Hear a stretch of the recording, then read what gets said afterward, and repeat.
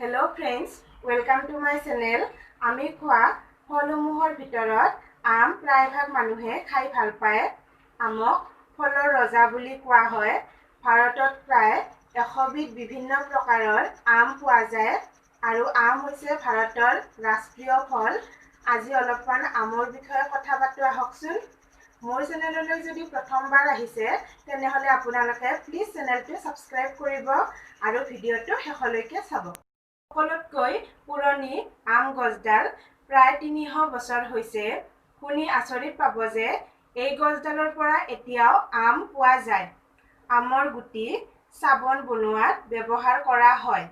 আম পকিবলৈ আমবিলাক কাগজৰ বেগত ৰখা হয়।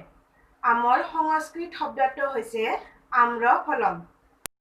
আম যেতিয়া কেঁচাই থাকে তেতিয়া ভিটামিন চি ভৰপূৰ মাত্ৰাত পোৱা যায় আৰু যেতিয়া পকে তেতিয়া ভিটামিন এ বাঢ়ি যায়।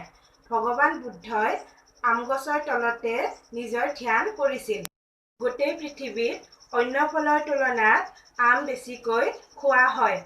আম গছ হৈছে বাংলাদেশৰ ৰাষ্ট্ৰীয় গছ আৰু প্ৰায়ভাগ বিয়া সবাহতে আম গছৰ পাত যথেষ্ট পৰিমাণে ব্যৱহাৰ কৰা হয়। আমত বিভিন্ন ধৰণৰ নিউট্ৰিয়েন্ট পোৱা যায়, যেনে sodium, potassium, magnesium, calcium, vitamin A, vitamin C, sugar আদি পোৱা যায় আৰু ভিটামিন B6, ফাইবাৰো আমত যথেষ্ট পৰিমাণৰ পোৱা যায়।